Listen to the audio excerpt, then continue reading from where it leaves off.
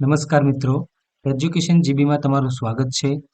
જો તમને મારો આજનો આ વિડીયો ગમે તો વિડીયોને લાઇક કરજો, શેર કરજો અને ચેનલને સબસ્ક્રાઇબ કરજો, જેથી આવનારા નવા વિડીયોનું નોટિફિકેશન તમને મળતું રહે. તો ચાલો જોઈએ ધોરણ 5 પર્યાવરણ વિષયમાં એકમ નંબર 19 બીજ કહે છે ખેડૂતની વાર્તા. હું બાજરીનું નાનકડું બીજ છું. ઘણા વર્ષો પહેલા ઈસવીસન 1940માં મને એક લાકડાની સુંદર પેટીમાં રાખવામાં આવ્યું હતું. મારે તમને મારી વાર્તા કહેવી છે. આ વાર્તા મારા એકલાની નથી, પણ મારા ખેડૂતભાઈ દામજીભાઈ અને તેમના પરિવારની છે. જો હું આજે મારી વાત નહીં કહું તો પછી ક્યારે નહીં કહી શકું. મારો જન્મ ગુજરાતના વાન ગામમાં થયો હતો. તે વર્ષે બાજરીનો પાક ખૂબ જ સારો થયો હતો. ગામમાં ઉત્સવ જેવું વાતાવરણ હતું. અમારો વિસ્તાર અનાજ અને શાકભાજી માટે ખૂબ જ જાણીતું છે. દામજીભાઈ દર વર્ષે સારા પાકમાંથી થોડા બીજ આગલા વર્ષ માટે અલગ રાખતા હતા. આ રીતે અમારા બીજનો વંશ આગળ ચાલતો. સુકાયેલી દૂધીની માટીનો લેપ લગાવી તેની અંદર સારા બીજને રાખવામાં આવતા હતા. પરંતુ આ વર્ષે દામજીભાઈએ અમારા બીજને રાખવા માટે નાના નાના ખાનાવાળી લાકડાની મજબૂત પેટી જાતે બનાવી. અમને જીવજંતુથી સાચવવા માટે અમારી સાથે લીમડાના પાંદડા રાખવામાં આવ્યા. બીજા બીજમાં પણ લીમડાના પાંદડા મૂકવામાં આવ્યા. જુદા જુદા બીજને જુદા જુદા ખાનામાં મૂકવામાં આવ્યો. તે સમયે દામજીભાઈ અને તેમના પિતરાઈ ભાઈઓ સાથે રહેતા હતા. તે ખૂબ મોટો પરિવાર હતો. ગામના લોકો એકબીજાની મદદ કરતા. જ્યારે ખેતીનો પાક તૈયાર થઈ જતો ત્યારે બધા ભેગા મળી કામ કરતા. સાથે સાથે ઉત્સવ મનાવતા. તે સમયના ખોરાકની તો વાત જ શું કરવી. શિયાળાના તાજા શાકભાજીમાં મસાલો ભરી તેને એક માટલામાં ભરવામાં આવતા. માટલાને ચુસ્ત રીતે બંધ કરવામાં આવતું. પછી કોલસાના અંગારામાં માટલાને ઊંધું મૂકી તેને પકાવવામાં આવતું. આ ખાસ પદ્ધતિથી માટલામાં તૈયાર થયેલ શાકને ઉંબાડિયું કહેવામાં આવે છે. ઉંબાડિયાની સાથે માટીના ચૂલા પર બનાવેલા બાજરીના રોટલા ખાવામાં આવે છે. કેવો અદ્ભુત સ્વાદ! તેની સાથે ઘરમાં બનાવેલા માખણ, ઘી અને છાશ પણ હોય. ખેડૂતો ઋતુ પ્રમાણે જુદા જુદા પ્રકારના અનાજ અને શાકભાજી ઉગાડે છે. ખેડૂતો પોતાની જરૂરિયાત પ્રમાણે અનાજ, શાકભાજી ઘરમાં રાખી બાકીના શાકભાજી શહેરમાં વેપારીને વેચી દેતા હતા. અનાજ અને શાકભાજી સિવાય ક્યારેક કપાસ પણ ઉગાડવામાં આવતો. કપાસમાંના રૂને રેંટિયા ઉપર કોંતવામાં આવતું. તેમાંથી તૈયાર થયેલ સૂતરમાંથી કાપડ બનાવવામાં આવતું. હવે કહો, શું તમારા ઘરમાં રોટલી બને છે? તે કયા અનાજમાંથી બને છે? હા, મારા ઘરમાં રોટલી બને છે. રોટલી ઘઉંમાંથી બને છે. તમે બાજરી કે જુવારના રોટલા ખાધા છે? તમને કેવા લાગ્યા? તો હા, મેં બાજરી અને જુવાર બંનેના રોટલા ખાધા છે. મને તે ખૂબ જ સ્વાદિષ્ટ લાગ્યા. ત્રીજો છે કે ઊંધિયા જેવું શાક તમારે ત્યાં બનાવવામાં આવે છે. તેમાં કયા કયા શાકભાજીનો ઉપયોગ થાય છે? તો હા, ઊંધિયા જેવું શાક અમારે ત્યાં બનાવવામાં આવે છે. મોટે ભાગે શિયાળામાં ઉત્તરાયણના દિવસે બનાવવામાં આવે છે. તેમાં બટાટા, રીંગણ, ટામેટા, ગાજર, રવૈયા, કેપ્સિકમ, મરચાં, લીલા ધાણા, આદુ, શક્કરિયા, રતાળુ, સૂકતી પાપડી વગેરે શાકભાજીનો ઉપયોગ થાય છે. હવે શોધી કાઢો અને લખો. તમારા ઘરમાં અનાજ અને કઠોળનું જીવજંતુઓથી રક્ષણ કરવા શું કરવામાં આવે છે? તો મારા ઘરમાં અનાજ અને કઠોળનું જીવજંતુઓથી રક્ષણ કરવા તેને દિવેલમાં મોવવામાં આવે છે અને તેમાં લીમડાના પાંદડા કે પારાની બનાવેલી ગોળી મૂકવામાં આવે છે. જુદી જુદી ઋતુઓમાં ખેતીને સંબંધિત કયા કયા તહેવાર ઉજવવામાં આવે છે? તેમાંથી કોઈ પણ એક તહેવાર વિશે જાણકારી ભેગી કરીને લખો. જેમ કે તહેવારનું નામ, તે કઈ ઋતુમાં ઉજવવામાં આવે છે, તે કયા કયા રાજ્યમાં ઉજવાય છે, કઈ ખાસ પ્રકારની વાનગીઓ બનાવાય છે, તે તહેવારને કેવી રીતે ઉજવવામાં આવે છે, બધા સાથે મળીને કે પોતપોતાના ઘરમાં, તો આ બધી બાબતો આપણે લખવાની છે. તો ભારતમાં ખેતી કે પાક સાથે જોડાયેલા ઘણા બધા તહેવારો મનાવવામાં આવે છે. દાખલા તરીકે અષાઢી બીજ, લોહરી, હોળી, વૈશાખી, ઓનમ અને દિવાળી વગેરે. તો આપણે અષાઢી બીજ વિશે વાત કરીએ તો તહેવારનું નામ છે અષાઢી બીજ. તે કઈ ઋતુમાં ઉજવવામાં આવે છે? તો ચોમાસાની ઋતુમાં એટલે કે અષાઢ મહિનામાં. કયા કયા રાજ્યમાં ઉજવાય છે? તો ગુજરાત રાજ્યમાં ઉજવાય છે. કઈ ખાસ પ્રકારની વાનગી બનાવાય છે? તો કંસાર બનાવાય છે. તહેવાર કેવી રીતે ઉજવવામાં આવે છે? તો ખેડૂતો આ વર્ષમાં ખેતીની શરૂઆત કરે છે. બળદોના શિંગડાને રંગવામાં આવે છે. બળદોને શણગારીને ખેતરમાં લઈ જઈને ખેતી માટે ચાષ કરી પાક વાવણાની શરૂઆત થાય છે. સારા વરસાદ માટે ભગવાનને પ્રાર્થના કરાય છે. હવે બધા સાથે મળીને કે પોતપોતાના ઘરમાં, તો આ તહેવારો દરેક ખેડૂત પોતાના ખેતરમાં ઘરના સભ્યોની સાથે ઉજવે છે.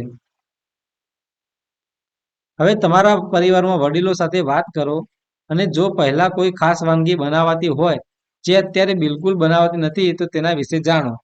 તો વડીલો સાથે આ બાબતે પૂછતા તેઓએ કહ્યું કે ઋતુ અનુસાર કેટલીક વાનગીઓ બનાવાતી હતી, પરંતુ આજે તે જોવા મળતી નથી. જેમ કે ઘઉંના પોંકમાંથી બનતી ઘૂઘરી, ઘઉંના ભેડકામાંથી છાશ વડે બનાવતું ભેડકું, કેરડાના કૂપણનું શાક, ડોડીનું શાક વગેરે.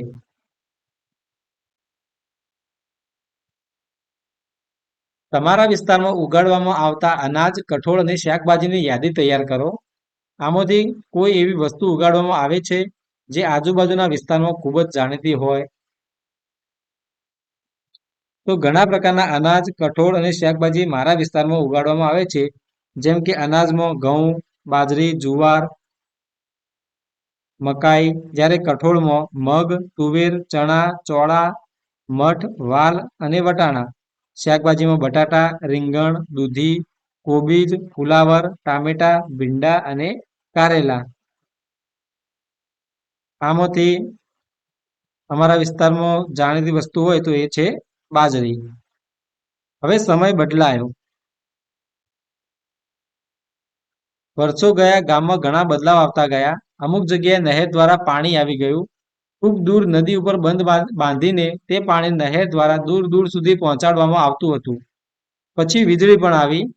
સ્વિચ પાડો એટલે અજવાળું જ અજવાળું. હવે આ ખેડૂતો ઘઉં અને કપાસ જેવા પાક લેવા લાગ્યા, કારણ કે બજારમાં તેનો સારો ભાવ મળતો હતો. એટલે બીજા પાક બાજરી, જુવાર અને શાકભાજી વાવવાનું બંધ કરી દીધું. હવે તો ખેડૂતો બીજ પણ બજારમાંથી ખરીદીને લાવે છે. લોકો કહે છે કે આ નવું બીજ છે, ઉત્પાદન સારું થાય છે, એટલે જૂના બીજ રાખવાની કોઈ જરૂર નથી. હવે ગામના લોકો સાથે મળીને રાંધીને કોઈ ખાસ દિવસો પર સાથે જમતા હતા. જ્યારે તેઓ સાથે જમતા, તેઓ જૂના દિવસો યાદ કરતા કે તે સમયે ખેતરના તાજા શાકભાજી અને અનાજમાંથી બનતો ખોરાક કેવો સ્વાદિષ્ટ હતો. જ્યારે બીજ જ બદલાઈ ગયો, તો ખોરાકનો સ્વાદ જ કેવી રીતે રહે?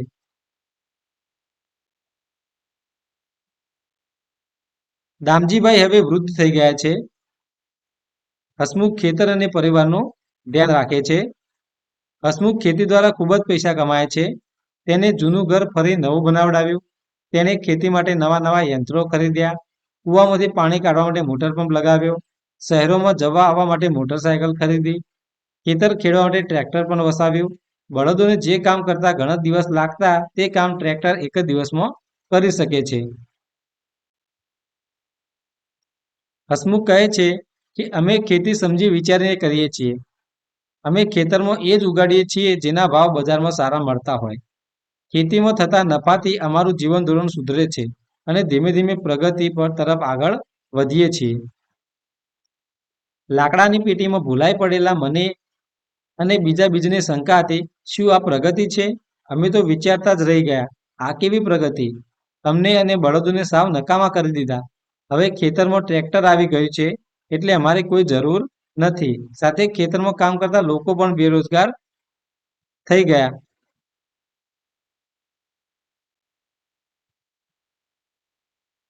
તેઓ કયું કામ કરીને પૈસા કમાશે? તેઓ શેના પર જીવશે? હવે છે ચર્ચા કરો. કે બાજરીના બીજે દામજીભાઈ અને હસમુખની ખેતી કરવાની પદ્ધતિમાં તફાવત જોયો. આ તફાવત કયો હતો? તો આપણે અહીંયા જોઈએ તો બાજરીના બીજે દામજીભાઈ અને હસમુખભાઈની ખેતી કરવાની પદ્ધતિમાં તફાવત જોયો.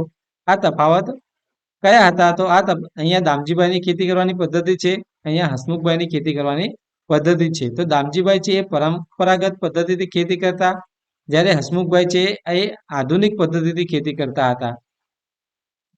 દામજીભાઈ એ ખેતરની ખેડ હળ અને બળદની મદદથી કરતા, જ્યારે હસમુખભાઈ એ ખેતરની ખેડ ટ્રેક્ટરથી કરે છે, જેથી ઘણા દિવસમાં થતું કામ એક જ દિવસમાં થાય છે.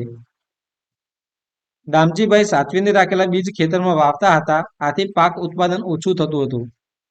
જ્યારે હસમુખભાઈ બજારમાંથી હાઇબ્રિડ બીજ ખરીદીને ખેતરમાં વાવે છે, આથી પાક ઉત્પાદન પ્રમાણમાં વધુ થાય છે. દામજીભાઈ ખેતરમાં કુદરતી ખાતરનો ઉપયોગ કરતા હતા, જ્યારે હસમુખભાઈ છે મોંઘો કૃત્રિમ ખાતરનો ઉપયોગ કરતા હતા. દામજીભાઈ સારી ગુણવત્તાવાળા બીજમાંથી ઉગેલા પાકને જીવજંતુથી નુકસાન થતું નહીં, જ્યારે હસમુખભાઈના હાઇબ્રિડ બીજથી ઉગેલા પાકને જીવજંતુઓ સરળતાથી નુકસાન કરતા હતા અને દવાનો છંટકાવ પણ કરવો પડતો હતો. દામજીભાઈ ઋતુ અનુસાર અનાજ અને શાકભાજી વાવતા હતા, જ્યારે હસમુખભાઈ જેના ભાવ બજારમાં સારા મળતા હોય તેને જ ખેતરમાં ઉગાડે છે. દામજીભાઈ સિંચાઈ માટે કૂવામાંથી પાણી ઓસ દ્વારા ખેંચી મેળવતા હતા, જ્યારે હસમુખભાઈ સિંચાઈ માટે કૂવામાંથી પાણી મોટર પંપ દ્વારા ખેંચે છે અથવા નહેર દ્વારા મેળવે છે. પછીનો પ્રશ્ન છે કે હસમુખ કહેતો, ખેતરમાંથી થયેલા નફાથી તમે પ્રગતિ કરી શકીએ. ખેતરમાંથી થયેલા નફાથી અમે પ્રગતિ કરી શકીએ છીએ. પ્રગતિથી તમે શું સમજ્યા? તો આપણી કમાણીમાં વૃદ્ધિ થાય, ભૌતિક સુખ સગવડ સારી રીતે પ્રાપ્ત કરી શકીએ અને આપણા જીવન ધોરણમાં ઉત્તરોત્તર સુધારો કરી શકીએ, તેને પ્રગતિ કહેવાય. હસમુખ ખેતી દ્વારા ખૂબ જ પૈસા કમાય છે, જૂનું ઘર નવું બનાવે છે, ખેતી માટે નવા યંત્રો, ટ્રેક્ટર, મોટર પંપ લાવે છે અને ઓછી મહેનતે સારી ખેતી કરે છે. તેથી હસમુખે પ્રગતિ કરી એમ કહેવાય. પછીનો પ્રશ્ન છે કે તમે તમારા ગામ કે વિસ્તારની કેવા પ્રકારની પ્રગતિ જોવા ઈચ્છો છો? તો હું મારા ગામ કે વિસ્તારની નીચે પ્રમાણેની પ્રગતિ જોવા ઈચ્છું છું. જેમ કે મારા ગામ કે વિસ્તારના રસ્તા સારા અને સ્વચ્છ હોય, તેમાં આવેલા રહેઠાણો સુંદર, સ્વચ્છ અને સુવિધાવાળા હોય, તેમાં શાળા, હોસ્પિટલ, લાઇબ્રેરી અને બગીચા પૂરતી સગવડવાળા હોય, પરિવહન માટે બસ અને ટ્રેનની સુવિધા હોય અને 24 કલાક વીજળી અને પાણીની સગવડ હોય.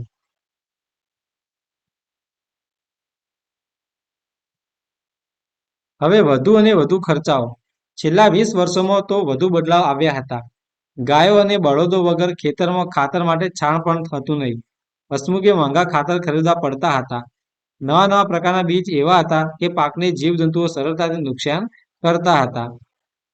પાકને જીવજંતુથી બચાવવા માટે દવાનો છંટકાવ પણ એને કરવો પડતો હતો.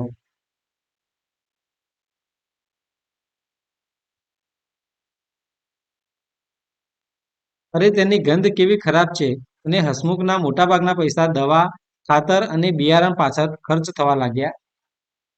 નહેરના પાણી પણ ઓછા થવા લાગ્યા. બધા ખેડૂતો જમીનમાં ઊંડે સુધી બોરવેલ કરી મોટર પંપથી પાણી ખેંચવા લાગ્યા. ખર્ચા ઉપર ખર્ચા વધતા ગયા. ખર્ચને પહોંચી વળવા માટે બેંકમાંથી લોન લેવામાં આવતી. જે નફો થતો તે લોન ભરવામાં જતો રહેતો. મોટાભાગના ખેડૂતો કપાસની ખેતી કરતા હતા, એટલે કપાસના ભાવ પહેલા જેવા ઊંચા ન હતા. જમીન પણ પહેલા જેવી ન હતી. એકનો એક પાક લેવાથી તથા રાસાયણિક ખાતરો અને જંતુનાશક દવાના ઉપયોગથી જમીનને એટલું નુકસાન થયું હતું કે હવે ત્યાં કંઈ સારું ઉગી શકે તેમ ન હતું. ફક્ત ખેતી પર ગુજરાન ચલાવવું હવે ખૂબ જ મુશ્કેલીભર્યું બન્યું હતું. હસમુખ હવે પહેલા જેવો નથી રહ્યો. તે સતત ચિંતામાં અને ગુસ્સામાં રહેતો. તેનો ભણેલો દીકરો પરેશ ખેતી કરવા માંગતો નથી. બેંકની લોન પૂરી કરવા તે ટ્રકનો ડ્રાઈવર બની ગયો. તે ઘણી વખત મોડી રાત સુધી ઘરે ન આવતો. ક્યારેક 3-4 દિવસ સુધી બહાર રહેતો. એક દિવસ ઘરમાં કંઈક શોધી રહ્યો હતો. તેણે તેની માતાને પૂછ્યું, બા, દાદાજીની લાકડાની પેટી જેમાં બીજ રાખતા હતા તે ક્યાં છે?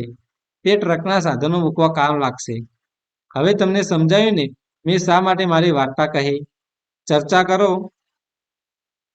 અને વિચારો કે હસમુખના ખેતરનું થોડા વર્ષો પછી શું થઈ શકે છે.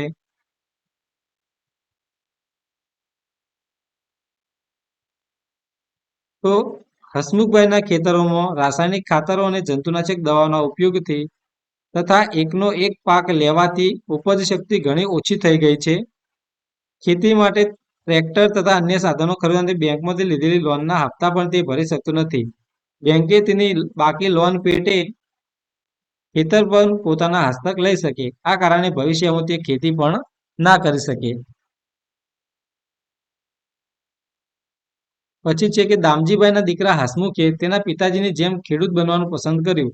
હસમુખનો દીકરો પરેશ ખેડૂત ન બનતા ટ્રક ચલાવી રહ્યો છે. તેને આવું શા માટે કર્યું?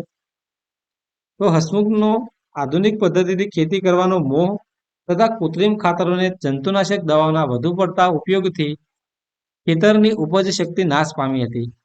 ખેતીમાં ઉપયોગમાં લેવામાં આવતા યાંત્રિક સાધનો લોનથી લેવા પડ્યા હતા. હસમુખે લીધેલો બેંકનું કર્જ પણ એ ખેતીની આવકમાંથી ભરી શકાતું ન હતું. પરેશ આ બાબતથી જાણતો હતો. તેણે વિચાર્યું કે હવેના સમયમાં ખેતીમાં કંઈ કમાવાનું નથી. તેથી તેને ટ્રક ચલાવવાનું શરૂ કર્યું. પછી છે કે બીજને લાગતું હતું કે હસમુખની સાથે જે થયું તે પ્રગતિ નથી. તમને શું લાગે છે? તો બીજની વાત સાચી હતી. હસમુખે ખેતીની નવી ટેકનિકો, હાઇબ્રિડ બીજ, રાસાયણિક ખાતરો અને જંતુનાશક દવાઓના વધુ પડતા ઉપયોગથી શરૂઆતમાં સારા પાક લીધા. આનાથી હસમુખને ફાયદો થયો, પરંતુ લાંબા ગાળાની જમીનની ફળદ્રુપતા ઘટવા માંડી. આથી પાકની ઉપજ ઘટી. પરિણામે ખેતીની આવક ઓછી થવા માંડી. આવકમાંથી વીજળીનું બિલ, બેંકની લોન અને અન્ય ખર્ચ કાઢવા દેવું કરવું પડ્યું. આમ પ્રગતિને બદલે પડતી થવા લાગી. હસમુખની આધુનિક ખેતીથી બળદો નકામા થયા. ખેતરમાં કામ કરતા લોકો બેરોજગાર થયા. ઘણાને નુકસાન વેઠવું પડ્યું. પછીનો પ્રશ્ન, શું તમારી આસપાસ એવા કોઈ બદલાવ થયા છે કે જેને પ્રગતિ થઈ એવું કહેવું મુશ્કેલ હોય? જો હા, તો તે બદલાવ કયા છે? તો મારી આસપાસ એવા બદલાવ થયા છે જેને પ્રગતિ થઈ એવું કહેવું મુશ્કેલ છે. થોડા વર્ષો અગાઉ અમારા બાજુના ગામમાં એક રાસાયણિક ખાતરની ફેક્ટરી શરૂ કરવામાં આવી હતી. આથી તે ગામના યુવાનોને તે ફેક્ટરીમાં નોકરી મળી. નોકરી મળી જતાં તેઓની આવક વધુ થવા લાગી હતી. આથી તેઓ પરંપરાગત ખેતી છોડી ફેક્ટરીમાં મજૂરી કરવા લાગ્યા હતા.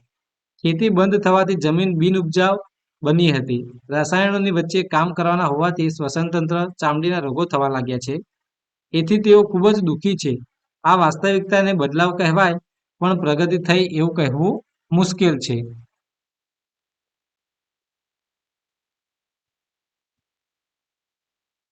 હવે ચર્ચા કરો અને લખો રાસાયણિક ખાતર અને જંતુનાશક દવાના ઉપયોગવાળી ખેતીના ફાયદા અને ગેરફાયદા. પછી સજીવ ખેતીના ફાયદા તો આપણે અહીંયા ચર્ચા કરીએ. તો રાસાયણિક ખાતર અને જંતુનાશક દવાના ઉપયોગવાળી ખેતીના ફાયદા. તો રાસાયણિક ખાતરથી પાકના છોડને તરત જ પોષક તત્વો મળે છે. પાકના છોડનો વિકાસ સારો થાય છે. જંતુનાશક દવાથી પાકમાં પેદા થતી જીવાત નાશ પામે છે અને છોડને નુકસાન થતું અટકે છે. ખેતીની આવકમાં વધારો થાય છે. જ્યારે તેના ગેરફાયદા, તો રાસાયણિક ખાતરના વધુ પડતા ઉપયોગથી લાંબા ગાળે જમીનની ઉપજ શક્તિ નાશ પામે છે. ધીમે ધીમે ખેતીની આવકમાં ઘટાડો થાય છે. લાંબા સમયે જમીન કસ વગરની થઈ જાય છે. પાકની ઉપજ ઘટે છે. લાંબા ગાળે જમીનનું બંધારણ બગડે છે. જમીન સખત અને બિનઉપજાઉ બને છે. સજીવ ખેતીના ફાયદા. તો સજીવ ખેતી એટલે રાસાયણિક ખાતર, જંતુનાશક દવા અને હાઇબ્રિડ બિયારણના ઉપયોગ વગર કરવામાં આવતી ખેતી. સજીવ ખેતીના ફાયદા નીચે મુજબ છે. જમીનની ભૌતિક, રાસાયણિક અને જૈવિક સ્થિતિ સુધરે છે. પાકની ફળદ્રુપતા જળવાય છે. જમીનમાં ભેજ જળવાય છે. ખેતરમાં ખેડ ઊંડી થાય છે. ખેડ ઊંડી થવાથી વહી જતું પાણી અટકાવી શકાય છે. પાકને અનુકૂળ વાતાવરણ પૂરું પડાય છે. ત્યારે જમીનનું બંધારણ જળવાય છે.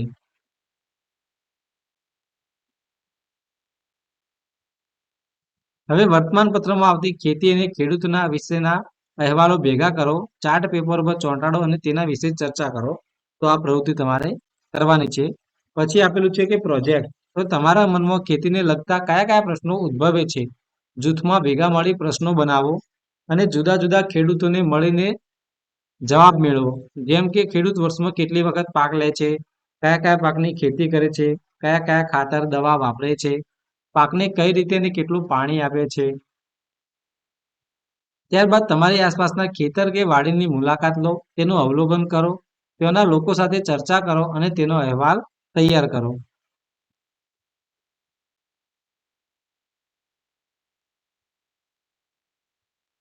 ધોરણ 5માં ભણતા વિદ્યાર્થીઓએ ભાસ્કરભાઈની વાડીની મુલાકાત લીધી અને તેનો અહેવાલ લખ્યો. તમે પણ વાંચો. ભાસ્કરભાઈની વાડી, દહેરી ગામ. અમે દૂરથી નાળિયેરના ઝાડ જોયા. બાપ રે, એક નાળિયેરના ઝાડ પર કેટલા બધા નાળિયેર! અમને લાગ્યું કે તે બજારના મોંઘા રાસાયણિક ખાતર દવા વાપરતા હશે, પરંતુ વાડીમાં જોયું તો ખૂબ આશ્ચર્યચકિત થઈ ગયા. બધી જમીન પર સુકાયેલા પાંદડા, જંગલી છોડ અને ઘાસ પાથરેલું હતું. કેટલાક છોડ ઉપર સુકાયેલી ડાળી જોઈને લાગ્યું કે જીવજંતુ ખાઈ ગયા હશે. ક્યાંક ક્યાંક રંગબેરંગી પાંદડાવાળા છોડ જોયા. આવું કેમ થયું હશે? ભાસ્કરભાઈએ કહ્યું કે આ ક્રોટનનો છોડ છે, જેનો મૂળ જમીનમાં ઊંડી સુધી જઈ શકતો નથી. તેના પાંદડા કરમાવા લાગે ત્યારે અમને ખબર પડી જાય કે તેમને પાણીની જરૂર છે. તેમણે કહ્યું કે અમે ફેક્ટરીમાં બનેલા ખાતરનો ઉપયોગ કરતા નથી. તેમની જમીન ફળદ્રુપ છે, કારણ કે લીલા સૂકા પાંદડા તથા ઘાસ સડવાથી અને જમીનમાં ભળી જવાથી જમીન ખૂબ સારી બને છે. અમે ધ્યાનથી જોયું તો ઘણા બધા અળસિયા જોવા મળ્યા. ભાસ્કરભાઈએ જણાવ્યું, અળસિયા જમીનની અંદરથી ખોદ્યા કરે છે. તેઓ જમીનની એક જગ્યાએથી બીજી જગ્યાએ ફરતા રહે છે, જેના કારણે જમીન પોચી બને છે. તેમના મળથી જમીન ફળદ્રુપ બને છે અને હવા તથા પાણી સરળતાથી જમીનમાં જઈ શકે છે. પ્રવીણે શહેરમાં રહેતા પોતાના કાકા વિશે વાત કરી. તેમણે બગીચામાં એક ખાડો ખોદીને તેમાં અળસિયા રાખ્યા છે. રસોડામાં વધેલો ખોરાક, શાકભાજી અને ફળોની છાલ, પાંદડા વગેરે તે ખાડામાં નાખે છે. અળસિયા તે બધાને કુદરતી ખાતરમાં ફેરવી નાખે છે.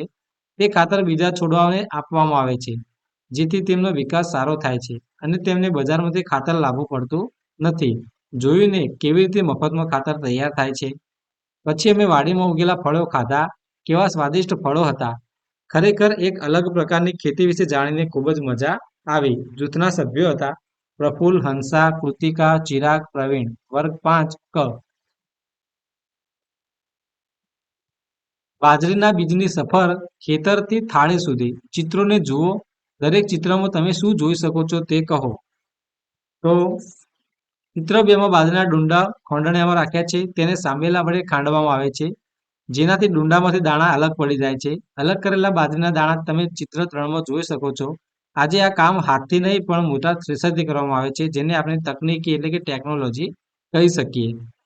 ચિત્ર 1માં બાજરીના ડુંડા કાપવા કઈ ટેકનોલોજીનો ઉપયોગ થઈ શકે? ચિત્ર 4માં તમારા વિચારે ચક્કીમાં શું થઈ રહ્યું છે? ચિત્ર 5 તથા 6માં કઈ પદ્ધતિથી કણક તૈયાર કરવામાં આવ્યો હશે? તો ચિત્ર 1 થી 9 જોવાના છે અને તેના આધારે એક નોંધ તૈયાર કરો. અત્યારે લોટ કેવી રીતે દળવામાં આવે છે? તો જે ઉપરનો પ્રશ્ન હતો કે ચિત્ર 1માં બાજરીના ડુંડા કાપવા કઈ ટેકનોલોજીનો ઉપયોગ થઈ શકે છે? તો ચિત્ર 1માં બાજરીના ડુંડા કાપવામાં દાતરડાનો ઉપયોગ કરવામાં આવે છે. આધુનિક મોટા કમ્બાઈન હાર્વેસ્ટર વડે છોડને થડ સાથે કાપવામાં આવે છે અને ડુંડામાંથી અનાજ છૂટું પાડી સ્વચ્છ બને છે અને છોડના ભાગ અલગ થાય છે, જે આધુનિક ટેકનોલોજી છે. જ્યારે બીજો પ્રશ્ન છે કે ચિત્ર 4માં તમારા વિચારે ચક્કીમાં શું થઈ રહ્યું છે? તો ચિત્ર 4માં મારા સમજવા પ્રમાણે ચક્કીમાં બાજરીને દળવામાં આવી રહી છે. તેમાંથી બાજરીનો લોટ બને છે. ચિત્ર 5 અને 6માં કઈ પદ્ધતિથી કણક તૈયાર કરવામાં આવ્યો હશે? તો ચિત્ર 5માં બાજરીના લોટને તાસકમાં રાખવામાં આવ્યો છે.